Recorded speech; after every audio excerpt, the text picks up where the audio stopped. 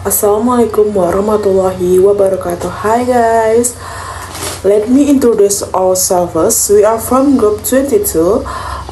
We would like to present the result of our discuss about self-harm. Okay, the first next will be explained by Aulia. Definition: behavior that is done to overcome emotional pressure to emotional pain by hurting and harming oneself without the intention to commit suicide.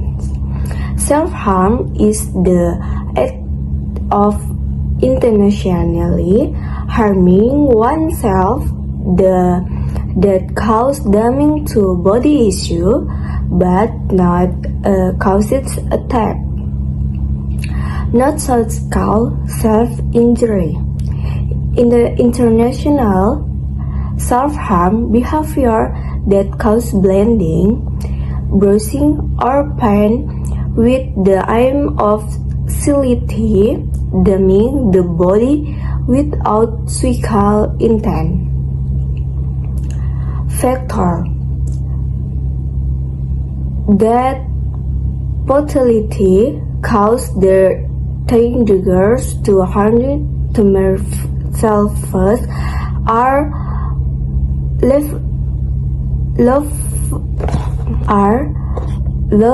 lonely living level of definity in responding to negative experience and level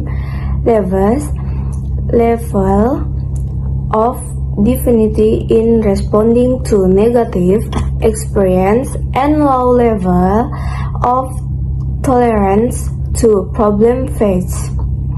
Emotional focus coping, internal and external factor, and combination partner with partners. 1. Lonely things factor. In serial studying, loneliness is then proven to be one of the factors related to self-harming behavior, but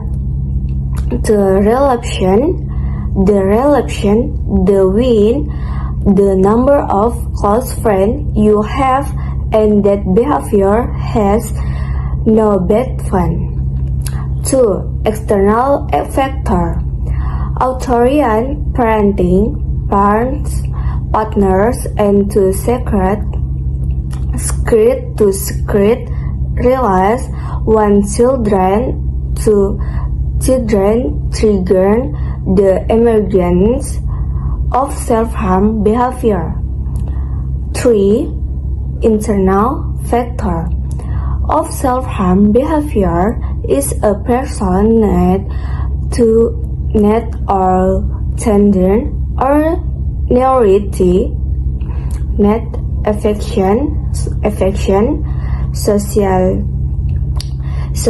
expectance or aspiration. 4.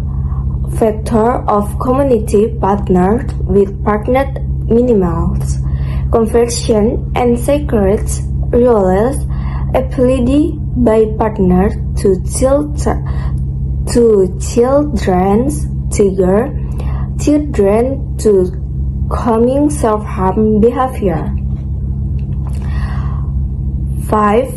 Factor to negate then to us emotional focus coping, solving problems by reducing the picture felt to efficiency comfort in fetching and solving problem, one of which is by self-harm. Okay, thank you for the opportunity. Next, I will explain point 2, namely the cause and risk factor for self-harm. Risk factor for self-harm. They are several factors that influence someone to commit self-harm, including the following. Point 1. Inner factor. This factor relates to a person's psychology and personality. Psychological factor can be depression or stress, while personality can be loneliness. A high level of difficulty can be depression in responding to negative experience, and low tolerance in dealing with problems. Point 2. External factor. Those factors are related to the environment, but the family environment, friendship environment, and the surrounding environment. Environmental factor can be someone growing up in a chaos family, lack of parental attention, having experienced violence, poor communication, not being confident, feeling underestimated, excessive demands from people around them, and a toxic friendship environment. The reason why someone self-harm are usually related to coping with intense emotions such as anger, sadness, and anxiety, feeling emotionally numb, wanting to feel something.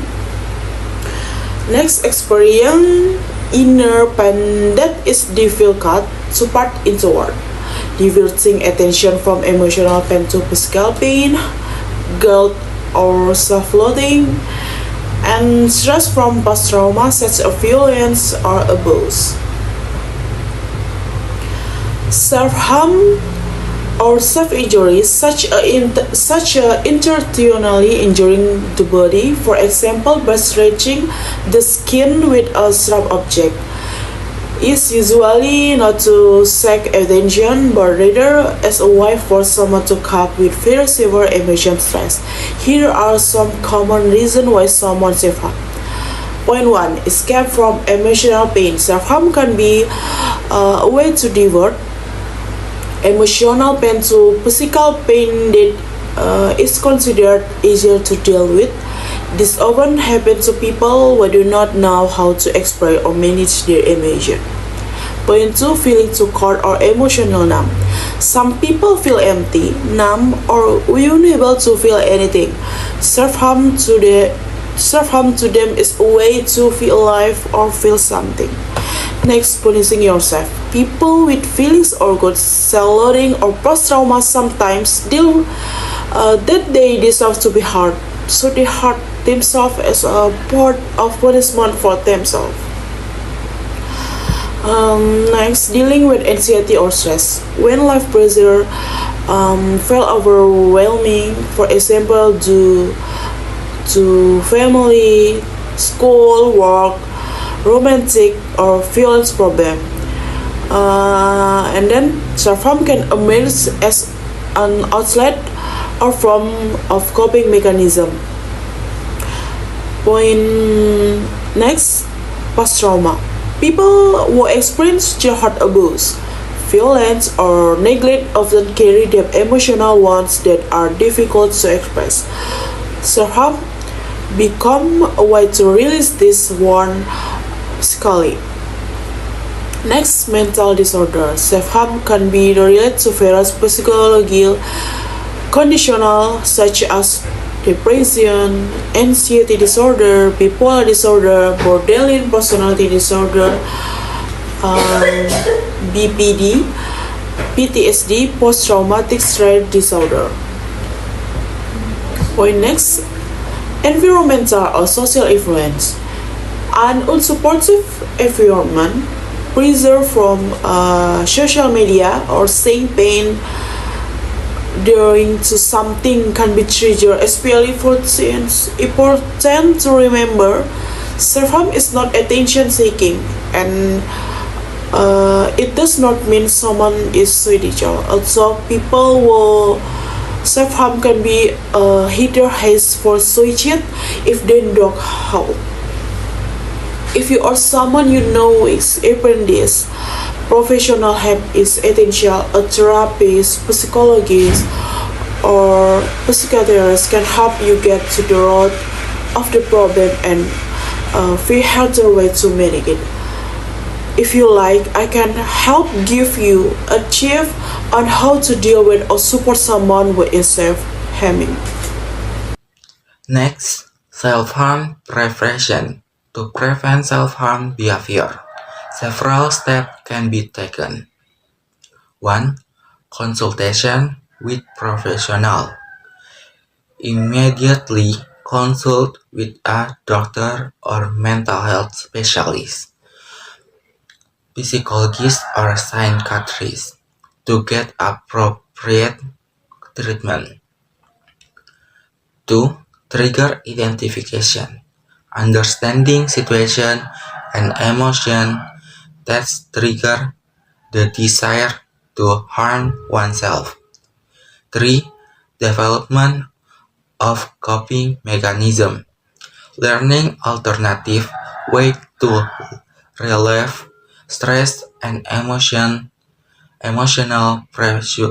pressure without harming oneself. Next, treatment approaches. Self-harm treatment usually involves a combination of psychotherapy and medication. 1. Cognitive behavioral therapy or CBT. CBT is an approach that focuses on the relationship between thought, emotion, and behavior. Previous research show that CBT is effective in reducing self-harm thought and behaviors. 2. Dialectical behavioral therapy or DBT. DBT is a comprehensive treatment package that teaches mindfulness, emotional regulation, distress tolerance, interpersonal effectiveness skill. This therapy is designed to equip individuals with the ability to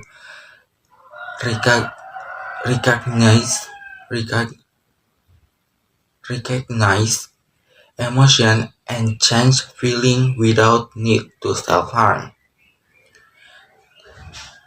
And the last is medication. Doctor might prescribe medication to address underlying mental condition, such as depression or anxiety, which contribute to self-harm behavior. Okay guys, thank you for watching this video. Hopefully you can all learn from the material we have presented. Stop hurting yourself, and hopefully some of the things conveyed in this video can only be taken as good. Hope you enjoy this video. Thank you for watching. I apologize for any shortcomings. Wassalamualaikum warahmatullahi wabarakatuh.